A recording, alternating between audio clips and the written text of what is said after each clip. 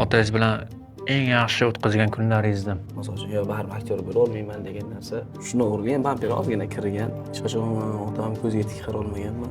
Men eng katta orzuyim har doim 400 ming berardilar. Shunchalik qo'rqqanman, qaytib rolga o'tirmaganman. Yigit kishining kissasida bir Bolam sigaretga tushib qolibdi dilida.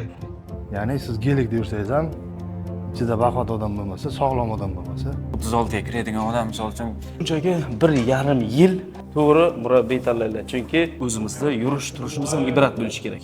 aktyorlikda orqasidan nima erishdingiz? Mana shu videoni ko'rganimdan keyin sizga rahim.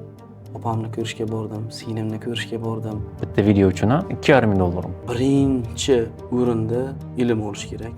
Juda ham ko'p tadbirkorlar o'sha media sohasiga o'tadi. Yaxshi izoh qoldirgan insonga mayli sir bo'la qolsin. Chunki inson komanda bilan to'xtatdingizmi, aytib bo'ladigan narsalar bor, aytib bo'lmaydigan dardlar bor. O'sha men beradigan sovg'a unga foydali bo'lishi. O'zimdan kimdir yasamadim, to'g'risini aytdim, qayerdadir.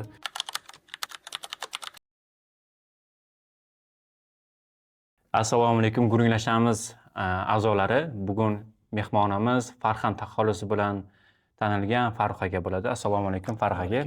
Xush kelibsiz. Xushvaqt bo'ling. Ko'pchilikka qiziq, Farhand taxallus bilan blog yuritasiz, Bog'bon kanalida birga ishlaysizlar Bobur aka bilan. O'zi aslida ijtimoiy tarmoqdan ko'ra hayotda siz kimsiz? Farhand, ya'ni Farruh kim? Men quruvchiman. Quruvchi. Quruvchisiz. Bo'ldim, quruvchimisiz? Nima qurasiz? Hozirgi kunda katta obyektlarda, domlarda leysa, ya'ni leysa montaj, demontaj ishlarini qilamiz. Buni quruvchilar yaxshi tushunadi. Zo'r aka. O'zingiz haqingizda ko'proq gapirib bersangiz, mana yoshligingiz o'tgan bo'lishi mumkin. Blogerlik sohasiga kirib ketdingiz. Quruvchidan qanday qilib quruvchi soqqani sanaydigan odam emasmi? Nima uchun aynan bu sohani tanladingiz? Birinchidan quruvchi soqqani sanaydigan odam emas, siz aytay. Chunki buni o'ziga yarasha mashaqqati bor. Har bitta kasbda mashaqqati bo'lgandan quruvchilik juda qiyin kasb to'g'risi, chunki bunga sabr, matonat. Blogerlik sohasi qanday boshlangan? Avvaldan qiziqish bo'lgan. Blogerlikka emas, aktyorlikka. Aktyorlik yoshligimdan qiziqardim. Lekin shunchalik qattiq qiziqardimki, lekin menga bu o'shanmaydigan orzudek tuyulardi har doim. Misol uchun yo baribir aktyor bo'la olmayman degan narsa shu qalbimning bir burchagida bor edi. Ukangiz bilan gaplashganimda aytib beryapti, yoshligingizda dadangizning mashinani o'z boshimchalik qilib haydab ko'raman deb urib olgan ekansiz. Haydab ko'raman deb to'g'ri, urib olganman. 4-sinfimda bitta qizil Tiko'miz bo'lardi, mashinamiz. Dadam o'sha GMZ yo'llarida haydatardilar. Yonlariga olib qiziqardim. Keyin bir marta o'sha paytlarda ikkita mashinamiz bo'lardi. Nexia, Tiko.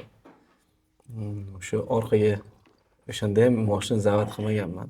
Orqaga bitta jiyanim, Dilshod degan jiyanim itarganda orqadagi anaqa ustunni ko'rmay qo'yganman. Shuni o'rgan, vampir ozgina kirgan. Otam juda ham qattiq qo'l inson bo'lgan. Hech qachon otam ko'ziga tik qara olmaganman. Men juda qattiq qo'rqqanman shunda. Keyin o'sha yerda meni bitta akam bor edi, amakim o'g'illari. Sherzod futbolist bo'lgan, Patrik desa o'zi ko'pchilik tanirdi. O'sha kelganda o'ylasan endi degan Qo'rqitganda sizni. juda qattiq qo'rqitgan. Xuddi ana o'lgan tepgan qilib. Keyin bir balo qilib ham no qilib bosib, vampir chiqarib akvarelda kraska qilib qo'yganmiz. Dadam o'sha kuni bilganlar shu mashina shunaqa qilib qo'yganini bir og'iz menga gapirmaganlar. Umuman. Mashina shunaqa qilib qo'yibsan, uribsan, qaytib teginma, unaqa demaganlar. Chunki psixologik kuchli inson bo'lgan. Что menga agar shunaqa desalar, men qaytib mashina minmasligim aniq edi. O'zi o'sha payti men shunchalik qo'rqqanman, qaytib rolga o'tirmaganman o'shandan keyin. Aytib yuradi ukangiz ham bir nechadir yil mashina haydamagan, o'zim ushlab aka bo'ldi endi deb shunaqa ukam meni mashina haydashga o'rgatgan, men tushiradim ukam bilan. Zo'r aka. 6 yosh kichkina mendan. 6 yosh kichkina. O'sha o'rgatgan menga. Yana o'sha Davrlarda ana qizil gonishni deydi-ku, ruschasi gonishni nima edi? Kurtkangiz bo'lar ekan. Gonishni qizil kurtkami, ko'k kurtkami? Endi men hayolimda Qizil. qizil bo'lsa kerak Qizil. deb o'yladim. O'sha paytlar ko'pchilik kiyib yurardi. Moda bo'lgan shu payt. Shunaqa bir qizil kurtkam bor edi. Yaxshi ko'rardim shu kurtkani. Zo'r. Yoshlikda Xudoga shukr, men yoshlikda juda ham qiynalganman. Unaqa demayman, to'g'risi men qiynalmaganman yoshligimda. Chunki otam bizani hech kimdan kam qilmasdan katta qilgandi. Lekin tarbiya juda kuchli bo'lgan. Birovni haqqini yemaslik, birovni moliga yomon ko'z bilan qaramaslik, har doim nimaga qarasak ham havas bilan qarardik. Otam shunaqa tarbiya bergan. Otam hech qachon mana bunday qil demagan. Postupkalari bilan ko'rsatganlar. O'zlari o'sha ishni Namuna bo'lganlar. Namuna bo'lganlar. Qush uyasida ko'rganini qiladi. Xuddi shunday. Menga misol uchun mana bunday mumkin emas demaganlar. Shunchaki bizga namuna bo'lganlar. Biz shunaqa ko'rib katta bo'lganmiz. Chunki bir kishini yutug'ida men to'g'risi o'rtoqlarim yoki qanaqadir tanishim nimadir yutuq bilan, misol uchun nimadir sota oladi, uy sota oladi yoki yaxshi ishlashni boshlaydi. Yaxshi pul topishni boshlaydi. Men shunga shunchaki havas bilan qarayman. O'sha havas menga motivatsiya beradi. Shunga bo'lsa kerak, Xudoga shukr, hozir yaxshi hammasi. Zo'r aka. Yoshligingizda men sizni ko'p qirrali deb eshitdim. Futbolni ham oyoq bilan tepgan ekansiz, do'ppini. Oyoq bilan tepak. Kickboksga ham borgansiz. Hozir bodybuilding bilan shug'ullanasiz. Sog'lik uchun. Sog'lik uchun. Endi bodybuilding bilan shug'ullanishim Ibrohim Shohro atletlar bilan Navoiyda, Toshkentda bo'lsa Umid degan bola, Baxtiyor shular yordam beradi. Biz videolarimiz ibratli-ku. Biz shu yurish turishimiz ham ibratli bo'lish uchun semiz, jir qo'yib yurish bizga yarashmaydi. Shuning uchun iloji boricha har tomonlama ibrat ko'rsatgimiz keladi. Chunki bizani xalq kuzatadi, xalq ishonadi. Alloh aziz qo'ygan bizani, Xudoga shukr, juda ham xursandman bu narsadan. Yoshligimda futbolga juda qiziqqanman. O'zi umuman bizani oilamiz qiziqardi, dadam juda qattiq qiziqardilar. Futbol, kickboks bilan shug'ullanishim qachon bo'lgan, futboldan keyin bo'lgan. Menga ozgina mendan kichkina bolalar ham, yosh 2-3 yosh kichkina bolalar ham o'sha ko'chani tilida gapirganda sakrashda boshlagan. Gap tashlashdi. Sakrash boshlagandan keyin kickboks bilan shug'ullanishni boshladim. Kickboksda ham yutuqlarim Xudoga shukr ko'p, ancha yaxshi shug'ullanganman. Yurakdan bir narsaga kirishsam, chin dildan kirishaman. Chunki odam vaqtni bekorga sarflamasligi kerak. Men o'sha paytdan bilardim. O'shani ham men otamdan o'rganganman. Vaqtni, misol uchun trenirovkaga boraman 2 soat o'sha nima uchun vaqtni qadrlash kerak? Mana shu 2 soatni men oilam bilan o'tkazsam bo'lardi. O'sha oilamdan o'g'irladimmi shu vaqtni? O'shandan iloji boricha unumli foydalanishga harakat qilaman. O'sha kickboksdan ham shunaqa yaxshi shug'ullanganman. Boho brat desa zahmatdan edi. Men ham borganman. O'sha inson mana murabbiy bo'lgan. Yaxshi yutuqlarga erishganman futbolda ham. Hozir ham o'ylab turaman futbol. Futbol hech qachon futbolni sevgan odam o'lib o'lguncha qalbidan ketmaydi u muhabbat. Shu. Zo'r aka. Ya'ni otani nazorati orqali siz ham shunaqa natijalar ko'ryapsiz. Xo'p, sport deyapmiz, sog'lom deyapmiz. To'g'ri, sport sog'lomlashtiradi, lekin aqliy tomondan siz qanaqa bo'lgansiz? Qanaqa kitoblar o'qigansiz? Qanaqa o'qituvchilarning qo'lida tarbiya olgansiz? Bu tomondan gaplashamiz. Dars men otam bilan tayyorlaganman. Otam bilan men akademiyaga tayyorlanganman. Yaxshi o'qiganman, yomon emas. O'z kuchim bilan PGUPSga kirganman, Peterburg государственный universitet пути сообщения. U ham misol uchun maktabda olgan bilimimdan tashqari otam bilan dars qilardim. Otam tekshirardilar. Juda qattiq tekshirardilar. Chunki sport bilan ilmni hamnafas olib borsangiz, Birgalikda shunaqa yetuk inson bo'lish osonlashadi. Endi faqat sport bilan kitob o'qimasdan ilmni chetga chiqarib qo'ygan odam u xavfli inson hisoblanadi. Tupoyda. To'poy. Tupoy inson уже xavfli inson. Mana nima deydi? Ana unga xavf soladi. Jamiyatga xavf soladigan Jamiyatga inson. xavf soladi haqiqatan. Har xil oqimlarga qo'shilib ketishi oson bo'ladi. Unaqa insonlar. Siz qaysi kitoblarni o'qiysiz? Adabiyotmi, fiziologiya? Adabiyot o'qiganman. Yaxshi ko'rgan fanlarim bo'lgan. Zoologiya, adabiyot. Men nimadir bir maqtana olmayman. Misol uchun juda ko'p kitob o'qimaganman. Hayotda o'zi. To'g'risini aytavering-da, bizga shu narsa kerak-da. Men bu yerda o'zimni Superman yasamayman. To'g'risini aytaman. Chunki xalq bizani xalqimiz, o'zbek xalqimiz juda aqlli. Kim yolg'on gapiradi, kim rost gapiradi juda ham yaxshi biladi. Shuning uchun men to'g'risini aytaman. Juda ko'p kitob o'qimaganman, shunchaki hayotdan dars olganman.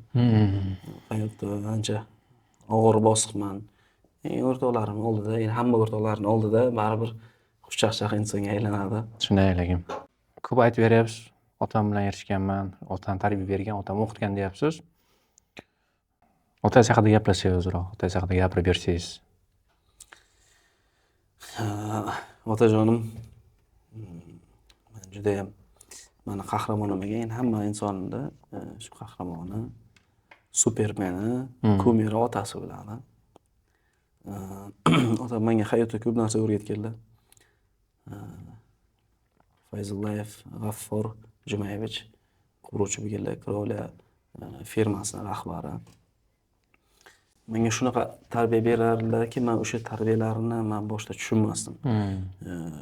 Men hozir Xudoga shukr qurilishda ko'p narsani tushunaman. Men shu qurilishda ko'p narsa tushunishim ham otamga bog'liq bo'lgan. Nimagaki, meni 14 yil mana kanikullarda yonlariga eng oxirgi podsobnik, quruvchilar shular, podsobnik juda ham eng oxirgi ishchida. Loy toshiysiz, rastor qilasiz, g'ish olib berasiz. Ana shunaqa ishda meni ishlatardilar. Kanikul bo'ldimi, otam oldiga ishga borardi. Juda strogi bo'lganlar, unaqa hazil-huzul bizlar bilan yo'q edi. Misol uchun qanaqadir sabab bilan yoki sababsiz tayoq yesak ham hech qachon otamning ko'ziga tik qara olmaganmiz.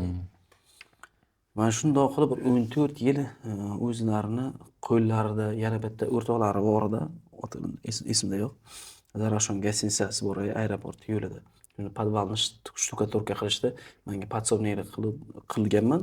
O'sha o'rtoqlarini qo'liga meni xuddi bir ishchi qilib berganlar-da. Men shunaqa xafa bo'lganman o'sha paytda. Juda qattiq xafa bo'lganman. Lekin bu tarbiyaning bir qismi ekanligini men bilmaganman. Chunki meni yonimdagilar ham san dadang, mana firma rahbari, direktori san nima bunday ishchi bo'lib yursin deb menga ana qilardi ular. Tezlarda battar nima kelardi, g'ashim chiqardi. Balki men yomon ko'rarlar. Chunki mendan keyin 3 ta ikkita singlim, bitta ukam bor, ular unaqa bo'lmasdi.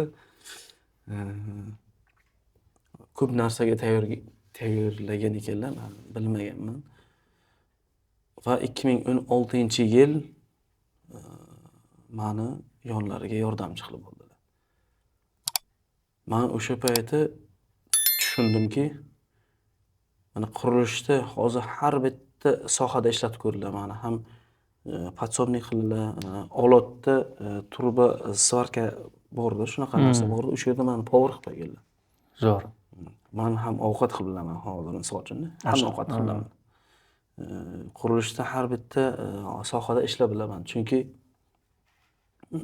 misol uchun siz nimandir bilmasangiz, bir kishiga pridyeva qila olmaysiz. Men buni noto'g'ri qilibsan, deya olmaysiz agar siz bilmasangiz.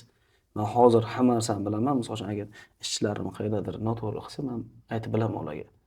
Ustalar bilan ham kerak bo'lsa bahslashib biladigan darajada kelganman. Ochun siz aka, men bunaqa qilsangiz, men bunaqa bo'lardi. Hamma ham xato qiladi-ku. Mana shu narsalarni menga shu 16 yilning ichida menga o'rgatib kelganlar. 14 yil.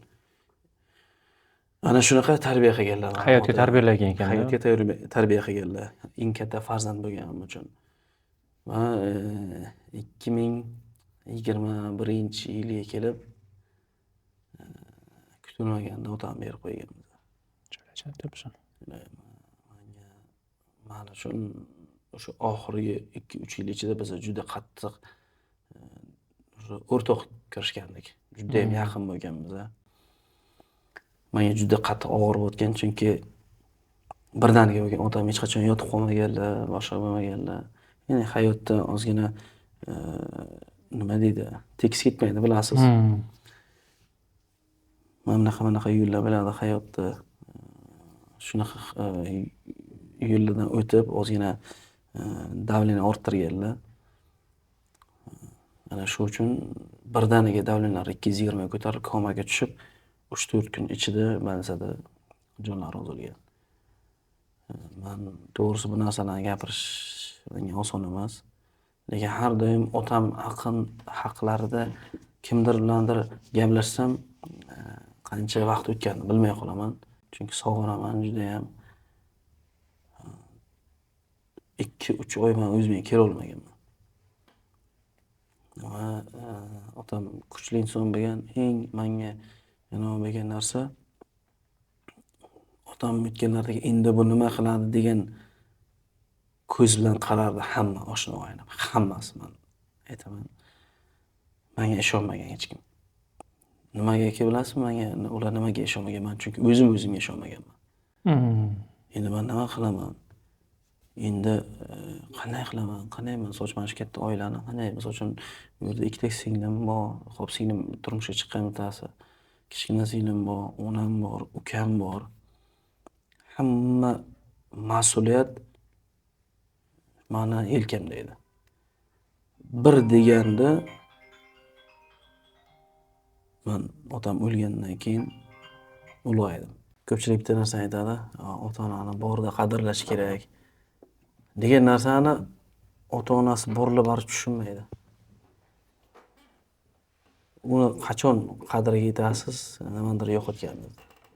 O'shaning uchun yaxshi inson yoningizda bo'lsa, qachon qadriga yetasiz? Yo'qolganida. Men lekin haqiqatda bitta gap aytaman. Ota-onangiz bor bo'lsa, iloji boricha ishoning, mana do'stlar bilan o'tkazgan vaqtni kerak bo'lsa, ota-onangiz bilan o'tkazganingiz yaxshi. Ko'chada yoki boshqa joyda hamma narsani to'g'ri o'zining o'rni bor, lekin ota-ona hech kim ota-ona bo'lolmaydi. Hech kim. Misol uchun do'st topasiz, kerak bo'lsa xotiram topasiz, bola ham bo'ladi, lekin ota-ona bo'lmaydi. Ota-onani hech qachon topolmaysiz. Ota-ona mana shu dunyoda Xudodan keyin eng yaqin inson ota-ona. Sizda pulingiz bormi, yo'qmi, ularga umuman farqi yo'q. Sizda shu borischa yaxshi ko'radigan inson ota-ona. Misol uchun men 36 yoshdaman.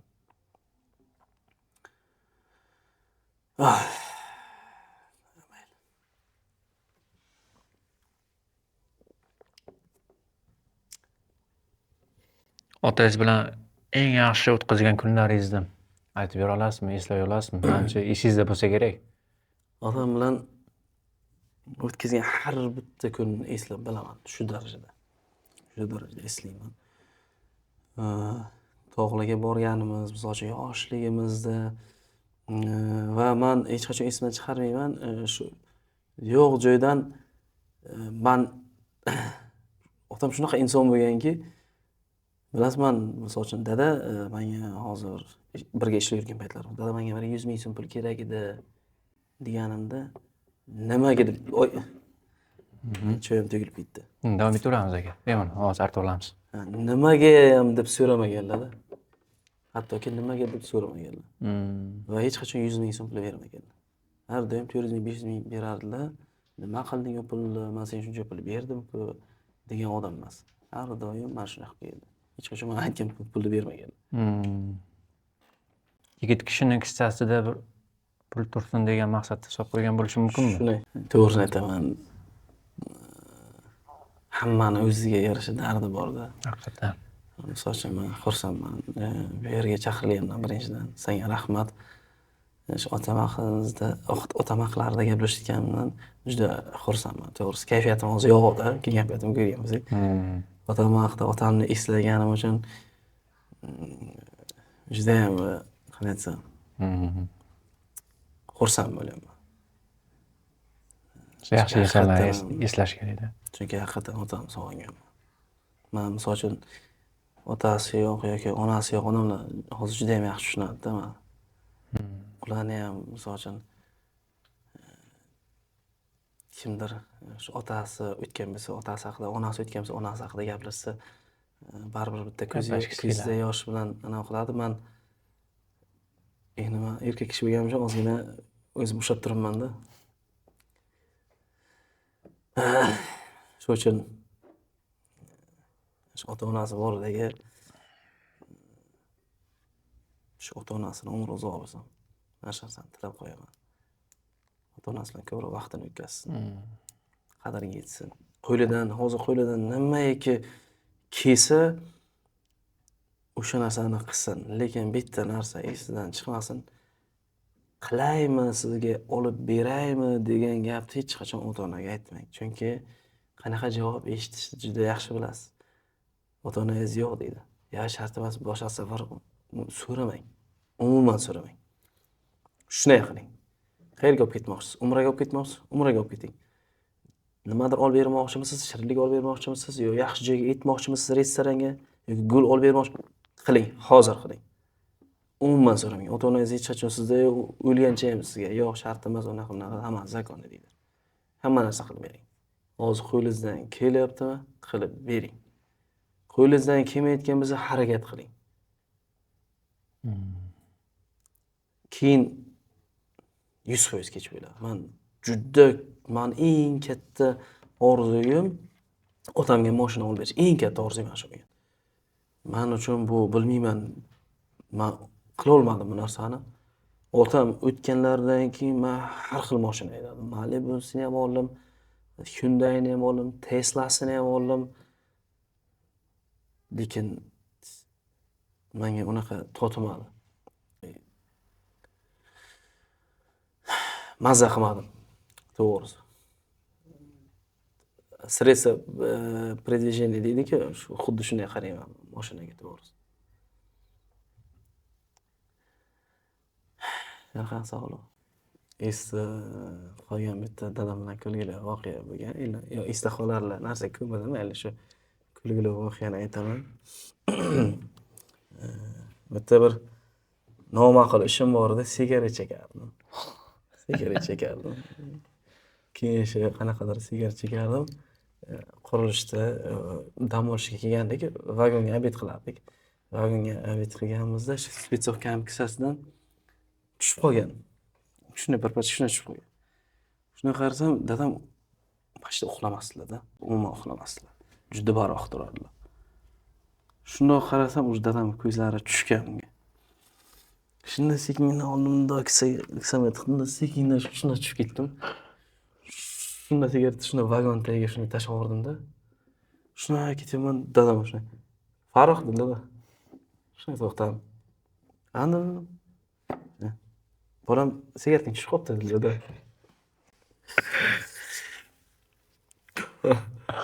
Aytdim, man dadam xarakteri slishgan, жестокий edi. Farruh sigaretni tushib qopti bolam dedilar. Dada, men sigaret emas u. Shunaqa qochib ketdim, yoshim katta. Necha yoshda edi? Уже 2019-2020 yil bo'lsa, 30 ga kirganman. 30 kirgan. Shunaqa qochib ketyapman.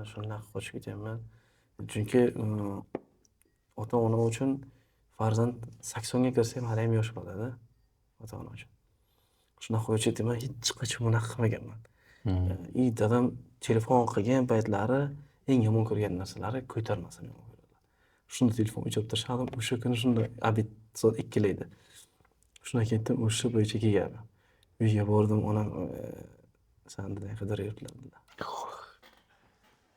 Bu narsani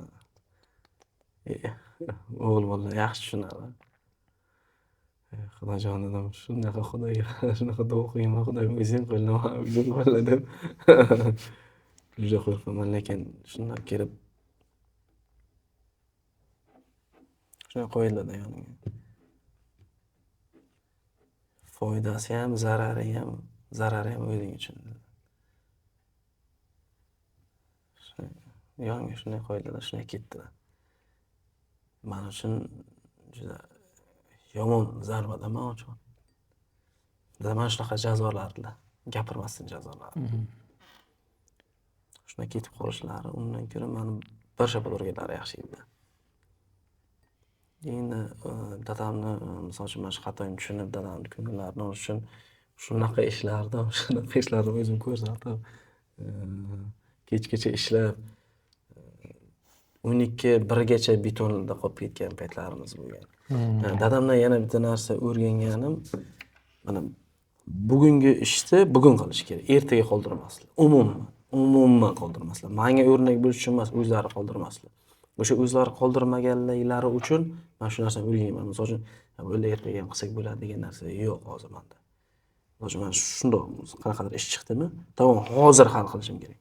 Hozir yoki misol uchun kimdandir qarzim bormi? Misol uchun menda hozir pul bormi?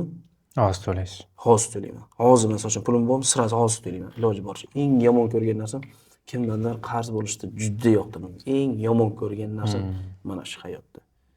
Qarz bo'lim sirasi berishga harakat qilaman. Pulim bo'lim sirasi berishga harakat qilaman. Ko'pchilikda bo'lishi mumkin. O'zimiz bilmaymiz, lekin yoshimiz o'tgandan keyin, aqlimiz tanigandan keyin tushunamiz. Qanaqadir otamizni gaplarini, xarakterlarini yoki bizga bo'lgan muomalasini yomon ko'ramiz. Lekin u aslida yaxshilikka bo'ladi-da. Xuddi shunday. O'sha xislatlarini aytib bera olasizmi? Yomon ko'rgansiz, lekin yosh o'tgandan keyin, bu boshqa yo'l edi-ku degan fikr o'tganmi? Bitta narsa yana bitta voqea bo'lgan, esimga tushib ketdi. Yerda ag'darib qo'ydilar. Dadam yerni juda yaxshi ko'rardilar. Bog'bon. Yerni juda qattiq yaxshi ko'rardi. Xirt bog'bon inson.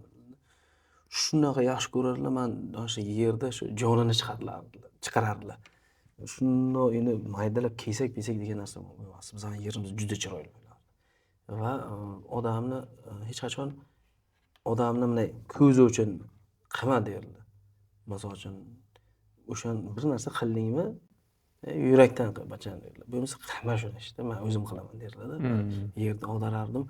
Har bitta shu yerda ag'dargan paytim ham o'sha narsaga juda qattiq e'tibor qilardim. Qadroqmi, yuqoriroq ol, chuqurroq qil derdilar. Shunday qilardim, kim bir kun aytdilar, yerda ag'darib qo'ydilar kelgan o'shalar. Xo'p dedim, ishga ketdilar. Endi bormaganmiz, ag'darmaganman.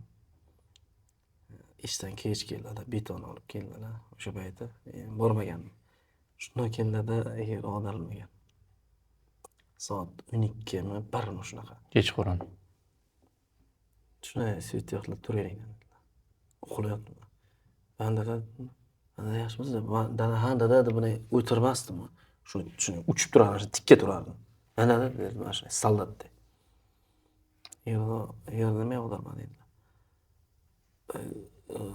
Deb ana qo'ygan paytim ag'dardilar, hozir. Ertalabgacha nechigacha bo'lsa ham ag'darib qo'yasan dedilar.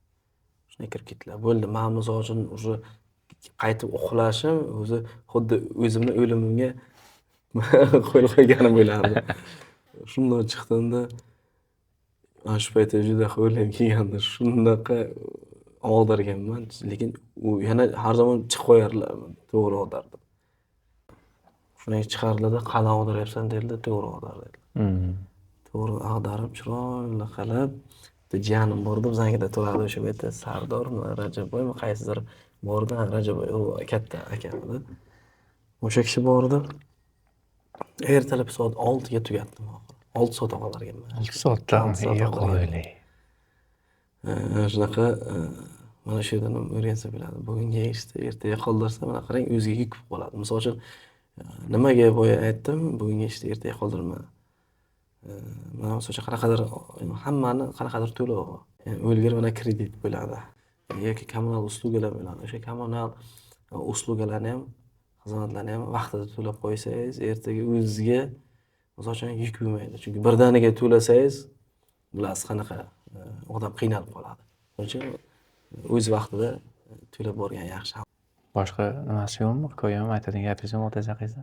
Ham bo'lsa keyingi intervyuda aytaman. Bor lekin bor. Hammasini aytishga vaqtimiz chegaralangan.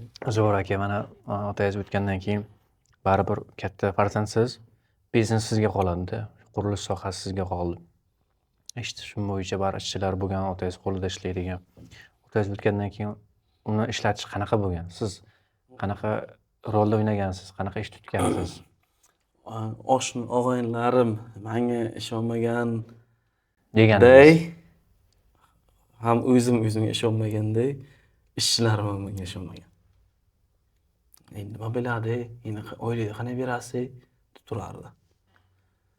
O'sha payti birinchi o'zim bilan o'zim va'dalashganman. Menga qara. O'zingni qo'lga ol. Qo'lingdan keladi. Sani qo'lingdan keladi.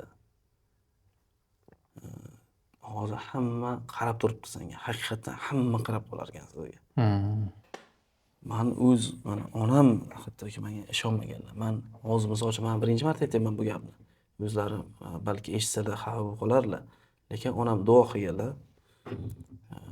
Onam duolari bilan avvalambor Xudoning bergan kuch-quvvati bilan, Xudoning izmi bilan o'sha harakat qilganman.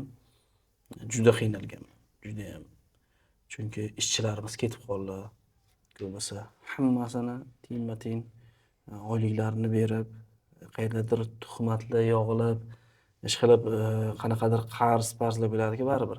O'shalar hammasini nol qilib, ukam bilan birga shunaqa joyi bo'lgan, lisa qilardik dedik, montaj qilganimizda ishchilar yo'q edi. Shu darajada o'zimiz bir so'm ishlatmaslikka harakat qilardik. Shu darajada ikkalamiz eronlar bilan ishlardik. Shunday keldi, mana uni soat 8 gacha tugatish kerak edi. Soat 8 da dedi, biza yangi brigada keladi, ishlaydi eronliklarda. Lisani tugatish kerak edi. Bundan qarasam 2 soat vaqt qolgan, u narsani iloji yo'q. Keyin to'yga tutunga ham chiqardik, tutun qilardik. Qo'y. Unaqa tijoliy dem bor-ku, to'y marosimlarga. Shunda xo'p dedikda, soat 6 ga ketdik, o'sha to'yga borib tutunni qildikda, to'ydan yana qaytib kelib, ishchi formalarni ukam ikkalamiz kiyib, bitta jiyanim bor edi, Sardor degan jiyanim, unga ham oylik berib ishlatardik. Uchalamiz mana shuni soat ertalab 6 gacha qilganmiz. Lekin qoyilligini misol uchun necha kirdingiz? 36 da. 36 ga kiradigan odam misol uchun ko'ramiz, tanishlarimiz ko'p, lekin bunaqa figura qo'yib, zalga kelib o'zini qiynaydigan odamlar kamda. Siz qanday erishdingiz bu narsaga? Avvalambor shu Xudoyim sog'lig'ini berganiga shukr qilaman. Mana sog'lig'ini bergani uchun harakat qilib ozgina. Shunday. So'rang. Ketdi qayerda shug'ullanaylik.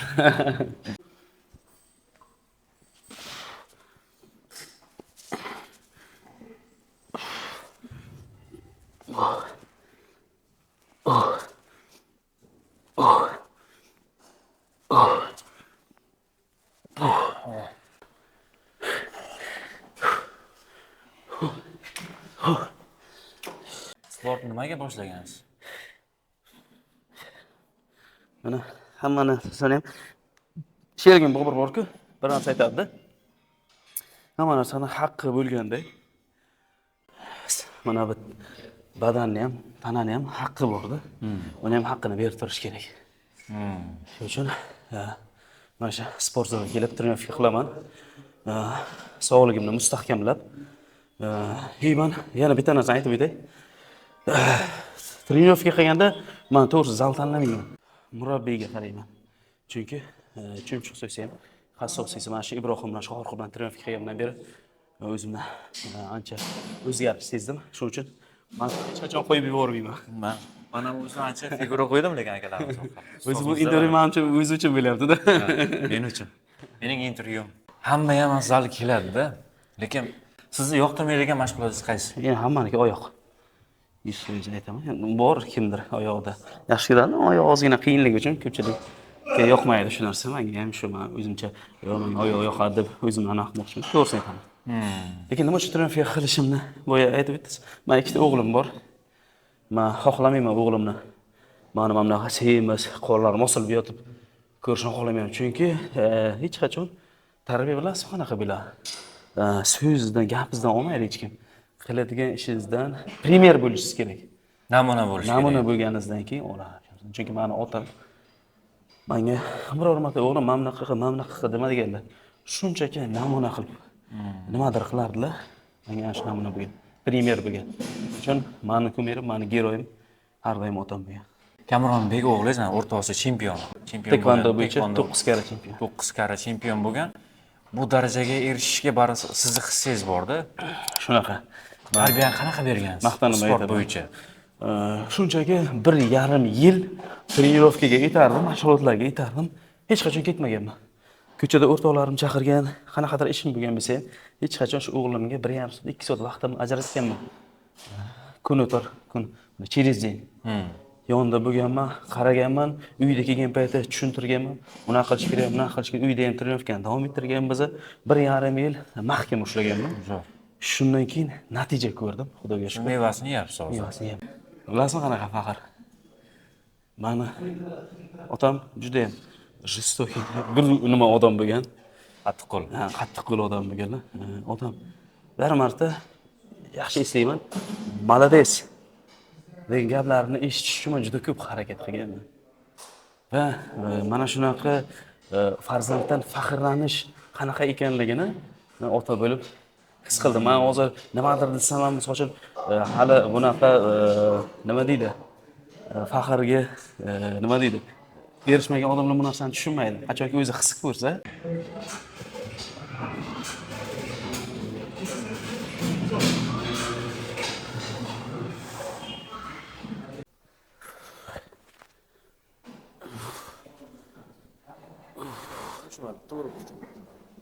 boya aytgandek, menga qaysi zalga trenirovka qilish muhim emas. Kim bilan trenirovka qilish menga muhim. Har doim Shohruh Ibrohim bilan trenirovka qilaman. Shular qayerga bo'lsa, shularni qattiq ushlab olganman, ana shunday qilib qo'yavermayman. Mana shunda men o'zimda haqiqiy o'zgarish his qilganman. Agar haqiqatan ham sizlar qanaqadir o'zlariga o'zgarish qilmoqchi bo'lsangizlar tanalaringizda to'g'ri murabbiy tanlanglar. Chunki chumchuq so'ysa ham qassob so'ysin. Albatta. Mavzu videoga tushadigan ahvolda emasmi? Sochlarim taraganim yo'q. Farxan Farruh, to есть haqiqismi? Bizaga aka hurmat qilamiz. O'zini, ijodini, oilasini. Yaxshi yigit. Ko'ringanida emas. Asli ichi boshqacha bo'ldi. Chiqora deyman. Juda yaxshi yigit. Da. Zalga kelgandan beri emas, oldindan ham tanirdik, keyin zalga chaqirganmiz. Nima uchun? Chunki bu yerda trenirovka qilgan odam hayotda ham intizom nimaligini o'rganadi. Sport faqatgina qomat yaratib bermaydi sizga, intizomni o'rgatadi qaysidir ma'noda. Boshqa narsalarda ham. Va keyin eng muhimi, bunga aytganman. Aka, Tesla minib yursang ham, boshqa mashina minib yursang ham, mana bu qomat bo'lmasa ichida Teslani bir tiyin. Xuddi shunday. Ya'ni siz gelikda yursangiz ham, ichida baquvvat odam bo'lmasa, sog'lom odam bo'lmasa, farqi yo'q u. Bir tiyinga qimmat. Ya'ni sog'lik eng bebaho boylik. Sog'likni hozirgi zamonda faqat zaldan topadigan bo'lib qoldik. Apteka, boshqa dori hammasi vaqtinchalik.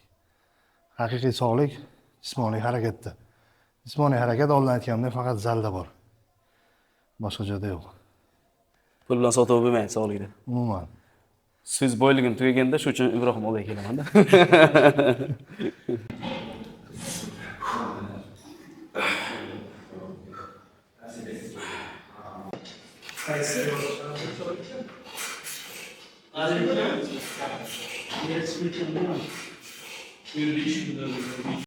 Yoshligimda aytaman sразу. Eng yaxshi ko'rgan aktyorim bor edi. Jean-Claude Van Damme yaxshi ko'rganman. Bruce Lee'ni yaxshi ko'rganman. Chuck Norrisni juda yaxshi ko'rganman. Buni so'shin meni pokolendagi odamlar biladi 90-yil. Bolalar biladi Chuck Norris kimligini, Bruce Lee kimligini, Van Damme. Jeki Chan juda yaxshi ko'rganman. Shohruxxon, Amitabh Bachchan juda yaxshi ko'rganman. Ya'ni hind aktyori Amitabh Bachchan juda ko'p ko'rinardi. Pashta hammasini ko'rganman, juda yaxshi ko'rardim. O'sha qiziqish bo'lgan, lekin hech xayolimga kelmagan ertaga misol uchun men qanaqadir kliplarga yoki qanaqadir roliklarga kondentlar olaman deb. Kimdir kosmonavt bo'lishni orzu qiladi, lekin biladi ushalmasligini. To'g'rimi? Siz juda ham yurakdan niyat qilsangiz, erishasiz. Xuddi menga shunaqa deb qo'yganman. Lekin xayolimga kelmagan shunaqa bo'lishi. Muxtor Chester Films birinchi o'sha reklamaga chaqirgan. Hech qanaqa rolik olmasin, birinchi shundoq reklamaga chaqirgan. Bitta reklamaga tushib berganman. Qanaqada 7 Mart degan magazin kofe kafesi. Shu yerda birinchi reklamaga tushganman. Shundan keyin qiziqishim yanada ortgan. Keyin Marva degan butikka tushganman. Shu bilan ulanib ketgan. Mana ko'pchilik qiziqdi. Men blogerlar bor, vaynerlar bor, boshqa soha egalari bor, media sohasida yurganlar nima uchun aynan zalga keladi? Ko'pchilik o'zi zalga chiqishni boshladi. Nima uchun chiqyapti o'zi zalga? Siz nima chiqyapsiz? Masal uchun bitta narsa. Biz ibratli video olamiz, ibratli video olamiz. Bizani faqat videomiz emas, o'zimizda yurish, turishimiz ham ibrat bo'lishi kerak. Masal uchun to'g'ri mana ko'pchilik kasalliklar semizlikdan kelib chiqadi, yurak siqadi. Biz ham videolarimizdan ibratli bo'lishimiz kerak. Ham umuman ko'chada yurish, turishimizdan va bunaqa sog'lom tanada sog'lom aql deydi-ku. Zo'r aka. Xo'p, o'zingizga ishonmagansiz. Keyin nima bo'lgan? Xudodan so'raganman. Xudoga ishonganman. Xudoyim yo'ldan adashtirma deganman. Menga kuch-quvvat bergan deganman. Yaxshi yomonni oldida uyaltirma deganman. Shu bilan ishimiz yaxshi bo'lib ketgan. Xudoga shukr nolimayman. Juda ham zo'r bo'lib ketgan ishimiz. O'ylaganimizdan ham ko'ra yaxshi bo'lib ketgan. Chunki ukam bilan shu Nexia 3imiz bor edi. Shu Nexia 3ni jentra qilsak zo'r bo'lardi-da, shu 1 yil ichida derdik. 6 oy ichida Malibu qilganmiz. 6 oy ichida Malibu qilgansizlar. Malibuni 1 oy ichida Hyundai Sonata eng oxirgi pozitsiyada shunaqa mashina olganmiz. Ishqilib kimdir hasad qilgan, kimdir havas qilgan. Ularga ishim yo'q. Men yana bir xursand bo'lganim, otam behuda tarbiya qilmaganlari, oshna og'ayinini yonida yuzimiz yorug' bo'lgani. Misol uchun avvalgidan ham ko'ra ko'proq ishonishlari. Hozir misol uchun juda ham bizga boshqacha qaraydilar. To'g'ri, qo'lidan ko'p ish keladigan insondek qaraydilar. Men shu narsadan xursandman. Men misol uchun kimdir noto'g'ri tushunishi mumkin. Men ularga ko'rsatib qo'ydim emas. Men chunki har bitta oshna og'ayni juda ham yaxshi ko'raman. Ular chunki men o'zimga ishonmagan paytim, o'ziga ishonmaganingizga hech kim ishonmaydi sizga. Men hech kimdan xafa emasman. Har doim men misol uchun amakalarim, dadam, aka-ukalar har doim podдержкада bo'lgan, yo'l yo'riq ko'rsatgan. Shu narsadan xursandman. Hech kim bizani misol uchun otam o'tib qo'ygandan keyin hech kim tashlab qo'ymagan. Hayotda sizni o'zgartirgan voqea qaysi bo'lgan? Butunlay o'zgartirgan. O'zingiz butunlay his qilgansiz o'sha. Butunlay meni o'zgartirgan, hayotga qarashim, umuman hamma narsani o'zgartirgan shu aytdimki, otamni o'tib qo'yganlarini o'zgartirgan. Mana shu 1 sekund ichida mas'uliyatimni umr kuchaytirib, shunchaki meni katta qilgan. Odamlarni ishonmagani, to'shtoman sizlar o'ylaydigan kuchsiz inson emasman. Va mana shu narsani isbotlash uchun harakat qilganman. Zo'r. Blogerlikka qanday kirib qolgansiz? Blogerlikka kirib qolganimni to'g'risi aytaman, hozir aytolmayman. Chunki To'g'risini hozir aytasizmi, keyin aytasizmi? yo'q, umuman aytolmayman. Nimaga lekin aytay. Chunki biz Bobur bilan va'dalashganmiz, chunki biz ikkalamiz intervyu berganimizda hamma narsani ochiq oydin aytamiz. Hozir bu meni hayotim lichniy, shaxsiy hayotim bo'lgan uchun shaxsiy hayotimni gapirib beraman. Lekin blogerlik sohasida bizda qanaqa boshlangan o'sha ikkalamiz kelishganmiz, birga aytib beramiz. O'sha va'daga vafo qilgan holda. Zo'r. Ha, mayli, lekin menga ko'proq sizni shaxsiyati qiziq. Sizni o'zingiz blogingiz qiziq. Qanday kirib qolgansiz bu blogerlikka? Ya'ni misol uchun Xan o'sha paytlari 2021 pandemiya paytlari ko'rib yurardim. Xan serialini syomkasi ketardi. Sochlari uzun bo'lgan. Yo'q, blogerligimizdan oldingi narsa bo'ladi. Ha, bo'lmasa blog emas, blogerlik emas. Shunchaki aktyor, men o'zi bloger bo'laman deb qiziqmaganman. Misol uchun men hozir ham bloger tushunchasi mana shu umuman boshqa narsa. To'g'risi, bloger u boshqa narsa-da u. Misol uchun men o'zimni aktyor deb hisoblayman. Siz aktyorsiz. Aktyor hisoblayman. Misol uchun motivatsion qanaqadir bir nima deyiladi u aforizm. Aforizmlarni gapirib chiqib aktyorlik qiladigan bir shaxs hisoblanaman. Bloger tushunchasi mana shu umuman boshqa narsa. U o'zini hayotini ertalab misol uchun nima qiladi, kun davomida o'zini hayotini ko'rsatib berish. Mana shu to'g'risi blogerlik umuman boshqa narsa. O'zimni misol uchun Boburni ham bloger deb hisoblamayman. Biz umuman boshqa yo'nalishda. Bizga bloger tushunchasi boshqa, to'g'risi. Siz blogersiz deganda bilmayman, menga ha degim kelmaydi. Yo'q, men aktyorman deb hisoblayman. Zo'r aka, shu aktyor sifatida siz nimalarga erishdingiz? Obro', e'tibor, eng katta narsa hurmat. Meni avvalam hurmatim Xudoga shukr yomon emasdi, lekin Xudoyim xalqqa aziz qilib qo'ydi bizani. Men shunisidan xursandman. Va biza qisqa qilib aytganda chiroyli yo'l bilan ko'tarildik. Bachkana emas, misol uchun o'zimizni ko'rsatib yoki o'yin qaylarni qimirlatib o'ynaydiku odamlar. Bachkana narsalar. Bachkana narsasiz chiroyli ko'tarildik. Zina chiqdik. Juda ko'p qiynalganmiz. Judayam. Misol uchun bir inson shunaqa joyga keladi, o'zini xarakterini ko'tara olmaydi. Lekin birovning xarakterini ko'tarish shunaqa narsadan o'tganmiz. Hozir narsani batafsil Bobur bilan gapirib beramiz. Nasib Bobur aka bilan ham olamiz bunisi.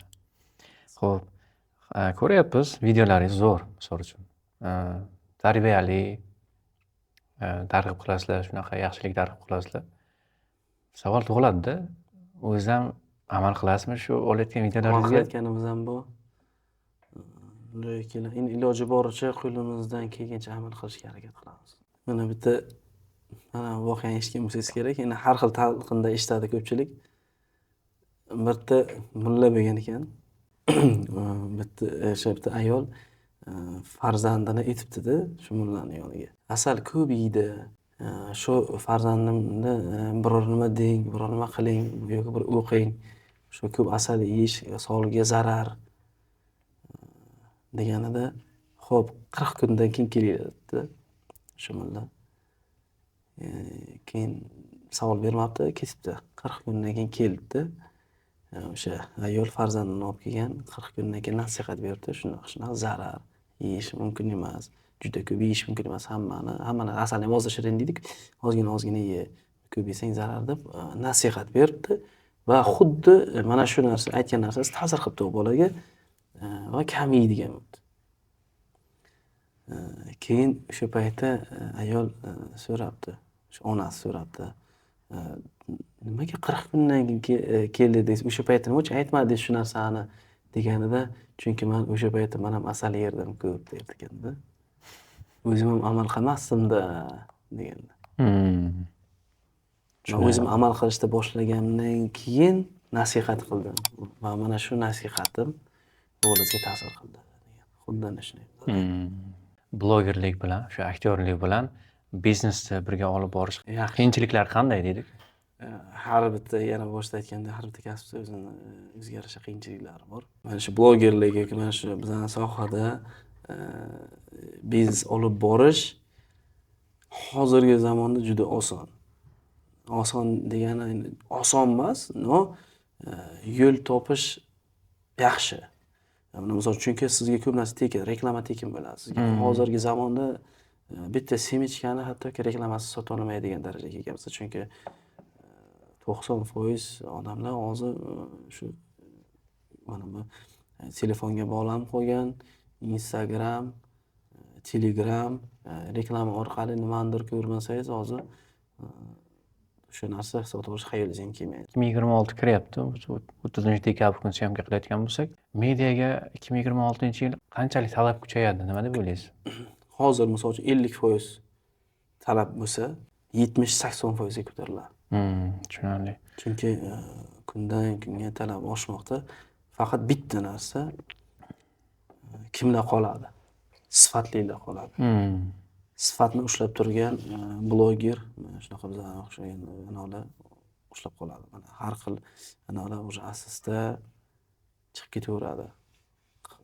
Nima deydi? Sifatni ushlolmagan chaqlar blogerlar. Aktyorlikda orqasida nimalar erishdingiz? 3 ta narsa sanab bering. Shunaqa kontentlarimiz bo'lgan. Otangizga rahmat degan narsa eshitdim. Juda xursand bo'lganman. Bu birinchisi o'tadimi? O'tadi. Alloh aziz qo'ygani eng eng asosiysi shu. Ikkinchisi, uchinchisi eng bizani xursand qiladigani qaysidir darajada insonlarning qalbiga yetib borgani va mana shu bizani videorolikimizdan keyin eshitadigan gapimiz, mana shu videoni ko'rganimdan keyin sizga rahmat. Opamni ko'rishga bordim, singlimni ko'rishga bordim. Yoki ota-onamga mana bu narsani olib berdim, ota-onamga yaxshi gapirdim, yoki bir ovoz telefon qilib, onamga hech qachon aytmaydi ekanman, yaxshi ko'raman deb aytishni boshladim. Mana shu narsa bizani asosiy maqsadimiz bo'lgan va mana shu maqsadimizga erishganimizdan juda ham biz o'zimizni baxtli his qilamiz. Blogerlik orqasida mana deylik reklamalar tushadi-da. Eng katta reklama narxi qancha bo'lgan? 2,5 ming $. 2,5 ming $. Zo'r. bitta video. Bitta video uchun 2,5 ming $. Zo'r aka. Chunki mashaqqati bu yerda professional kameralar, professional ssenariy, har bitta detalga alohida e'tibor berishimiz va jamoamizda, misol uchun Bobur ikkalamiz emasda. Videochi bor, aktyor, aktrisalar bo'ladi, rekvizitlarga pul ketadi. Bitta syomka misol uchun bir kunda olinmasligi mumkin. Bizda ko'pincha shunaqa holatlar 2-3 kunda olinadi bitta syomka. To'g'ri mana shu qanaqadir o'sha yorug'lik, ko'chada shunaqa yorug'lik, bizani xayolimizdagi yorug'lik bo'lmasa, olmaymiz. Misol uchun ertasi kuni olishimiz mumkin yoki yomg'ir kerak bo'ladi. O'sha narsani hammasini kutamiz. Dunyoviy narsalar nimalarga erishdingiz mana? Dunyoviy? Ha, dunyoviy. Misol uchun Bilmayman, misol uchun Tesla oldingizmi shuni orqasidan? Yo boshqa narsa orqasidan oldingizmi? Yo'q, men olgan mashinalarim blogerlik sohasidan emas. Blogerlik sohasidan. Yo'q. Ha, mashina emas, boshqa narsadir balki. Nimalar oldingiz o'sha? Bu asosiy kasb emas. Men Sirasi. bitta narsani aytay, asosiy kasb emas. Buni asosiy kasb qilib olganlar agar o'ta kuchli bloger bo'lsa, mana Bobur Mansurovlar bor, Mitimiylar bor. Misol ular asosiy kasb qilib olgan. Ularga olib keladi o'sha xohlagan narsasini. Mashina olib olishi mumkin, kvartira olib olishi mumkin, lekin men uchun unaqa bo'lmagan. Oilani boqib tursa bo'ladi. Ha, zo'r. Oilani boqib tursa bo'ladi, qanaqadir to'lovlarni to'lab tursa bo'ladi, lekin maslahatim asosiy kasb qilib agar shu darajada asosiy kasb qilib olgisi kelsa, bu sohani yaxshilab o'rganish kerak. Chunki ertaga bitta narsa, ertaga yarim yo'lda tashlab ketadigan narsa bo'lsa, men hech qaysi, misol uchun daraxtni juda ko'karaman. Meni ham, Boburda ham bundan oldin, misol uchun bu blogerlik sohasini boshlaganimizdan oldin o'zimizga yarasha mablag'imiz bo'lgan. Biznesimiz bo'lgan. Misol uchun qurilish, Bobur o'zini kichkina tadbirkorligi bo'lgan. Mana shuni birga hamnafas olib borganmiz. Shu uchun misol uchun mablag' tomonidan qiynalish sal kamroq bo'lgan. Menga bir ikkita jiyanlarim chiqadi, bir ikkita obunachilarimiz chiqadi. Menga o'rgating, men bloger bo'lmoqchiman deydi. Men ularga ko'nglim, misol uchun hammaning o'zining shaxsiy fikri bor. Bu kasb emas. Bu kasb emas, to'g'risi. Misol uchun hamma narsani oxiri bor. Misol uchun blogersim yetdi, misol uchun 2-3 yildan keyin balki O'lishi mumkin. o'lishi mumkin. Misol uchun TikTok qanday zo'r edi. Mana o'zicha VPNsiz ishlamaydi. Men o'sha Shunday. TikTokka misol uchun men ham qiziqardim, ko'rardim, boshqa qilardim. Va TikTokka men почти kirmayman umuman. Umuman qachon kirganimni bilmayman. 1 yil, 2 yil bo'lgandir. Xuddi mana shunaqa yopib ketishib bo'lishi mumkin bo'lgan narsa. Shuning uchun birinchi o'rinda ilm olish kerak, o'qish kerak. Bir xalqimizga, davlatimizga kerakli inson bo'lib yetishi kerak. Misol uchun agar bizaga mana bu xalqimizga yoki davlatimizga bir kerakli blog olib bormaganimizda biz ham to'xtatgan bo'lardik. Misol uchun insonlarga qanchalik kerakli, Manfaatli bo'lishi kerak. Manfaatli bo'lishi kerak. Chunki har bitta odamlarni o'g'irlagan vaqti uchun siz javob berasiz. Mana bu 4 ta o'ynagan odam ham javob beradi, biz ham javob beramiz. Qani nima qildik, nima foydali narsa qildik? Chunki siz 3 minutdan 10 kishi ko'rsa, 3 minutda videosi 3 minut to'g'rimi? 10 kishi ko'rsa 30 minut odamlarning umridan ketdi. Shunday. 100 ta odam ko'rsa 300 minut. 300 daqiqa. 1000 desa 3000 ketaveradi. Shuncha odamlar umrini siz o'g'irlagan bo'lasiz vaqtini. O'sha uchun javob berish kerak. Shunday. Farruh aka, Navoiyda baribir birga yashaymiz, zalga chiqib shug'ullanamiz. Ko'p e'tibor qilganman-da. Navoiy emas, balki O'zbekistondir, lekin Navoiyda yashayotganimiz uchun Navoiy o'rnak qilib olaman. Ko'p tadbirkorlar, soha egalari, boshqa blogerlar bo'lsin, marketologlar bo'lsin deylik, odamlar bo'lsin, birlashish yo'q Navoiyda. Bir-birini ko'ra olmaslik ko'p. Shu nima uchun shunaqa? Qarang, men unaqa deb o'ylamayman. 5 ta barmoq bir emas. Chunki bizada albatta shu qo'llab-quvvatlash yaxshi bo'lgan aka-ukalarimizdan, opa-singillarimizda ko'p bo'lgan, misol uchun Navoiyda. Endi bitta narsa kimdir bitta ikkita odamni ko'rinmagani uchun butun Navoiy shahri javob bermasligi kerak deb o'ylayman. Chunki havas qilib, qo'llab-quvvatlaydigan insonlar ko'rolmaydigan insonlardan ko'ra ko'p deb o'ylayman. Umuman Navoiyda emas, dunyo bo'yicha. Dunyo bo'yicha. Shunaqa. Shuning uchun nima deydi? Bilasizmi? Ana bu og'izdan yaxshi gap ham, yomon gap ham shu bitta og'izdan chiqadi. Shuning uchun iloji boricha yaxshi narsani ko'rib bilish kerak. Yaxshi mana bu og'izdan chiqadigan yaxshi so'zlarni ayamaslik kerak odamga. O'shanda insonlarga yaxshi taassurot qoldiradi. Shuning uchun senga ham bitta maslahatim, iloji boricha yaxshi narsani ko'r. Mayli o'sha bitta odamda o'sha 10 ta narsa bo'lsa, 9 tasi yomonlik bo'lsin, bitta narsasi yaxshiligi bor-ku baribir. O'sha yaxshilikni ushlataman. Dunyo sizlarning ko'zingga juda ham chiroyli ko'rinadi. Zo'r aka. Navoiyda biznes qilish qiyin degan gaplar ko'p eshitganman. Siz bunga qanday qaraysiz? Mana biznes sifatida, biznesmen sifatida ham aktyor sifatida. Salgina qo'shilaman lekin. Endi Navoiy baribir har bitta viloyatning o'zini anaqasi bor. Turistik shaharda Samarqandda, misol uchun Buxoroda, Xorazmda, Toshkentda ham turistlar juda ko'p keladi. Bu yerlarda osonroq, chunki pul yaxshiroq aylanadi. Navoiyda odamlar более скромный. Pafos bilan qilmaydi. Navoiyda hamma odam более скромный odamlar, shuning uchun balki biznes qilish qiyinroq bo'lishi mumkin. Bo'lishi mumkin, zo'r. Kuniga qancha xarajat qilasiz aka? Tesla bor, aktyorsiz. Sanamaganman. Joyga keladi, bir so'm xarajat qilgan. Joyga keladi, ko'proq xarajat. Misol uchun bugun bir so'm xarajat qilgan. Lekin hali misol uchun soat 6 da endi o'tibdi. Balki qilib qo'yarman. Aytolmayman. Navoiydan emasligi aniq-ku. Navoiyda. Yangi qilsam oyiga beraman. Buni ko'p reklama qilmasangiz kerak, 5 ta 6 ta chiqarishingizda kerak. Yangi 10 ta video. Oyiga.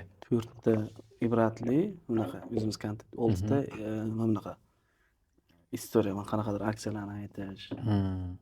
O'shani ham chiroyli qilib video bunday просто так bunday kamera boshlab mana bunaqa emas. Как положено, mana bunaqa kameralarda professionalni Ishlanadi. ishlanadi u. Zo'r aka. Demak, Navoiy to'layotgan bo'lsa, Navoiyda marketing, mediani tushunadigan odamlar, ya'ni tadbirkorlar tushunishni boshladi. Ha, asosda ko'pchilik tushunadi, lekin ozgina qo'rqadi. Lekin kimdir bir boshlasa, shundan ketadi. Aytaman, 2026-yil juda ham ko'p tadbirkorlar o'sha media sohasiga o'tadi, hammasi o'tadi. Misol uchun mana blogerlarga maslahatim, tadbirkorlarga maslahatim, qanaqadir agar mahsulotingizni sotolmay qolib, qanaqadir bir orqaga ketib, keyin bloger bilan reklama qilmoqchi bo'lish u juda katta xato. Chunki blogerlar kam pul olmaydi, chunki ular o'zining mehnatini juda yaxshi qadrlaydi.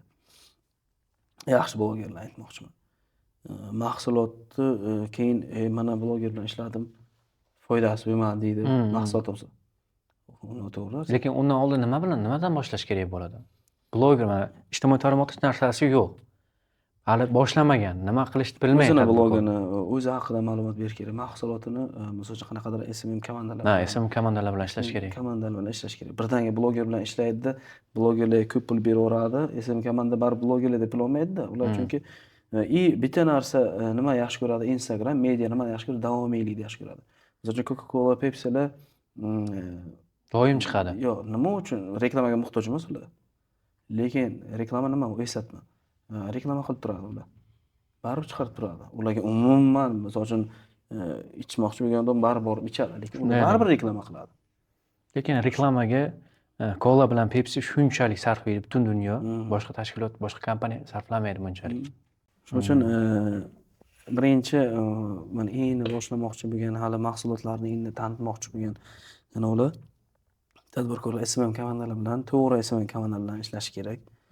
Talabni ikkala SMM komanda ham o'sha boshliq ham talab qo'yish kerak bir-biriga. Sen oylikdan kechiktirmaysan, sen esa mana buncha postni, mana buncha istoriyani qo'yib borishing kerak degan narsani ikkalasi yaxshi kelishib olish kerak. Zo'r. Yaxshi shartnoma qilgandan keyin, masalan, unisi ham, bunisi ham buzmaslik kerak. Agar qaysidir tomonlarni bir tarafini masalan buzsa, o'zi o'sha ish barakasiz bo'lishni boshlaydi. Albatta. Keyin mana agar bloger bilan ishlamoqchi bo'lgan kompaniya bilasizmi nima uchun ishlash kerak? Bo'ldi, faqat hamma savdosi zo'r, tochkalari zo'r, shunchaki brendini ko'taradi. Shu mahsulotning brendini yoki shaxsiy brendini ko'tarmoqchi bo'lsa, bloger bilan ishlash kerak deb o'ylayman. Chunki behuda ketmaydi. Natija qilib beradi. Bu degani SMM komanda bilan nimani to'xtatmaslik kerak. Ham SMM komanda bilan, ham bloger bilan qo'shimcha Kuch bo'ladi. Qo'shimcha natijani oshirib berish uchun. Lekin SMM komanda bilan to'xtatdingizmi, bo'ldi. Orqaga ketishni boshlaydi. Bir kunda kamida 5 ta istoriya va kuniga bitta, ikkita post olish kerak. Endi boshlamoqchi bo'lgan tadbirkorlar, o'sha mahsulotini reklama qilmoqchi bo'lgan tadbirkorlar endi boshlamoqchi bo'lganlar kamida bitta, ikkita, lekin kuniga qo'yish kerak. Istoriya 5 tadan kam bo'lmasligi kerak. Instagram yaxshi ko'radi unga e'tibor qilishlarini. Esimcha ham reklama qilardim endi. Sekingina. Yo'q, keng media demadingiz-ku. Keng media deng-da. Ayting, yozyapti, ta'lim kechmas. Men bitta narsa gap ochig'i, men sani hozir bu yerda reklama qilish uchun kelganim yo'q, lekin oddiy mana podkast qilyapsan, mana studiyaga keldim. Hamma narsa professional darajada turibdi. Kamera, ikkitalab kamera ishlatyapsan. Mana Amara 300 dan ishlatyapsan, 3 talab svetla ishlatyapsan va har bitta rekvizitga juda ham alohida e'tibor bergan menga yoqdi. Men misol uchun tadbirkorlarga sani tavsiya qilgan bo'lardim. Chunki savollaring birinchidan ma'noli demoqchiman. Menga shu narsa yoqdi va qanaqadir tadbirkorga to'g'ri maslahat beradigan darajada insonligini ko'rib turibman, to'g'risi. Menga yoqdi. Men bunaqa intervyu deganda qanaqadir bunaqa darajadagi Bilmagansiz. Bilmaganman. Juda ham yaxshi o'zingni sohangga nisbatan mehring balandligi bilinib turibdi. va qanaqadir bir odamni bir ko'kartirib bilasan. Tadbirkorga to'g'ri maslahat beradi, to'g'ri yo'nalish beradi. Gap yo'q. Xo'p. Qanaqa edi? King Media. King Media. King emas, ana King toj bor-ku inglizchasi. King Bilaman, King Media. Media. Tushundim, King Media. Agar King Media zo'r. King Media zo'r. Keyin davlat ana bu chet ellik tillar olib tashlanglar desa, King Media qo'yaman. King Media. King Media bo'ladi-da. Ikki tomonlama tanlaganman. Xo'p. Siz tadbirkorsiz, ham aktyorsiz. Yoshlar biznes boshlaydi-da. Xato qilmasligi uchun nima maslahat bera olasiz? Xato qilmaslik kerak. Siz ham yosh bo'lgansiz-ku. Qarang, biznesda har xil biznes bor. Xato qilmaslik uchun birinchi o'rinda o'sha o'zini biznesini juda yaxshi tushunish kerak. Bu birinchi o'rinda. Misol uchun kiyim sotmoqchisiz. Ha. Kiyimda misol uchun men kiyim qilaman. Tamom, zo'r bo'ladi. Mana 100 ming so'm qo'yaman, ustiga 200 ming so'm qo'yaman.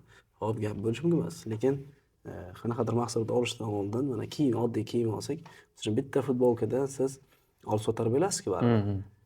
6 ta razmer olinadi. 6 ta razmer. Bitta ikkitasi sotilmay qolishi mumkin. Mana shunaqa narsalarni rasxodini chiqarish kerak bo'ladi. Va siz sotadigan joy qayerda joylashganligi, lokatsiya juda ham muhim. Biznes qilishdan oldin mana shunaqa narsalarga juda qattiq e'tibor qilish kerak. Joyni o'rganasiz, xalqni o'rganish kerak. O'sha yerda o'sha narsa kerakmi? Kerak emasmi? Mana shunaqa 3-4 ta narsaga e'tibor qilish kerak. O'shanda iloji boricha bankrotlik kamayadi. Zo'r bankrotlik. Xo'p, Farruh aka, hozir 36 yoshdaman deyapsiz. Agar endi 18 yoshli Farruhni ko'rib qolsangiz, nima maslahat bergan bo'lardingiz? Birinchi o'rinda til o'rganish va o'sha armonmanga, hozir armon bo'lib qolgan narsalarga harakat qilish. Shoning ko'proq otam yonlarida otamdan ko'proq narsani, misol uchun baribir Xudo hammani umrini o'lchab bergan, Xudoda hech kim hech narsa qila olmaydi. Tushundim aka. Onangiz haqida ham ozroq gapirib bering. Onam juda mana inson emaslar. Misol uchun nima deydi, Gestapo deydimi, qanaqadir bir strogi ayol onam. Erkalab mana qo'yib turmaydilar. Lekin onamni juda ham yaxshi ko'raman. Chunki otamdan qolgan bitta yodgorim onam. Ukam, singillarim ham bor, lekin aytdimki, ota-ona baribir. Zo'r. Misolda hamma narsadan zerikdingiz. Sizda status bor, obro'yi bor, hamma taniydi, biznes bor. Lekin shunaqa vaziyat bo'lib qoladi. Siz ham odamsiz-da, siz ham xato qilasiz yoki nimadir joningizga tegadi, hamma narsadan yig'ishtirib qo'ydingiz. Birinchi navbatda o'sha dardingizni kimga aytasiz? Sirdoshingiz kim sizda mana bu?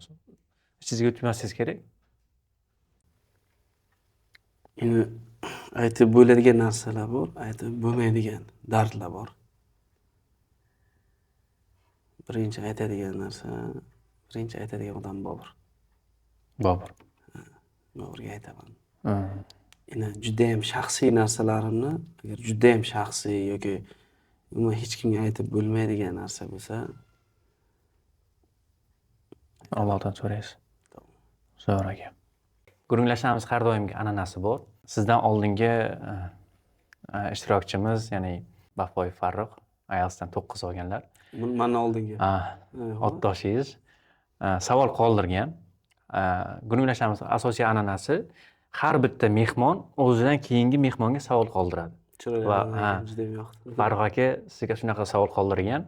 Hozir o'sha kishini videosini qo'yamiz. Keyingi mehmonga demak o'zim savolimni qoldiraman. Savolim shunaqa. Agar bir kunda 24 soat emas, 26 soat bo'lsa, 2 soat sizda har doim ortiqcha vaqt bo'ladi desa, shu 2 soatda nimaga sarflagan bo'lardingiz har kuni? Bir sutkada 24 soat emas, 26 soat bo'lsa, 2 soatini nimaga ajratgan bo'lardim? Oilam bilan. Oilam bilan. Umar so'rasaydan bari aytardim. Oilam menga muhim. Farzandlarning tarbiyasi, onamni misol uchun mehrlarini yanada ko'proq his qilish, ayolimga e'tibor berish, ularni xursand qilish, ular bilan ko'proq vaqt o'tkazish. Chunki farzandlaringiz ham bir g'animatda yoshi. Ularni kichkinaligi, jajiligi, ular ham erta misol uchun katta bo'lsa hamma o'z tashvish bilan ketadi. Mana shu narsadan lazzat olishni o'zimga ep bilardim. Zo'r. Xo'p, endi keyingi mehmonimizga savol qoldirsangiz bo'ladi. Xo'p, Nima savol bo'lishi bilmayman. Endi sizga ham qiziq bo'lsa kerak. keyingi mana shu gurunglashamiz loyihasini keyingi mehmoniga savolim, hayotingizda ushalmagan armoningiz qanaqa? Shu savol. Bu savolimizni olib qo'yamiz. Rahmat. Xo'p, savol zo'r bo'ldi. Lekin yana bitta an'anamiz bor.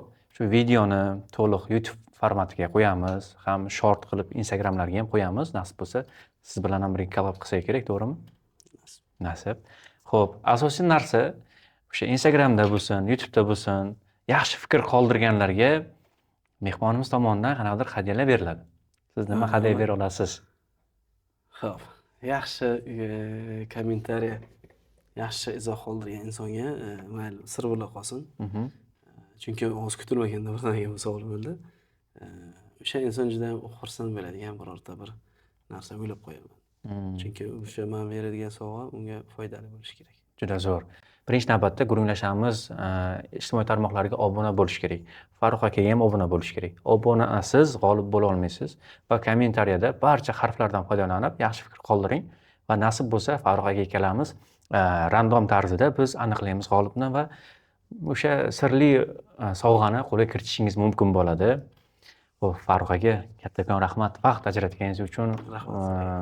Baribir juda ham zo'r suhbat bo'ldi, intervyu bo'ldi. Nasib bo'lsa chiqaramiz. Ajratgan vaqtimdan achimayman. Xudo xolasa umid qilamanki, mana shu ajratgan vaqtimiz, qilgan intervyuimiz kimlargadir qanaqadir bir ibrat bo'lib, namuna bo'lishi uchun harakat qildik. Lekin men iloji boricha o'zimdan kimdir yasamadim, to'g'risini aytdim. Qayerdadir misol uchun yomon inson bo'lib ko'ringan bo'lishi mumkin. Bu narsa uchun men ming bor uzr so'rayman. Hamma ham ideal emas, hammamiz ham xomisligimiz bandamiz. Albatta. Shuning uchun yana bitta aytgan narsam o'sha yaxshi ko'z bilan qaranglar, havas bilan qaranglar. Aka, katta rahmat, sog' bo'ling.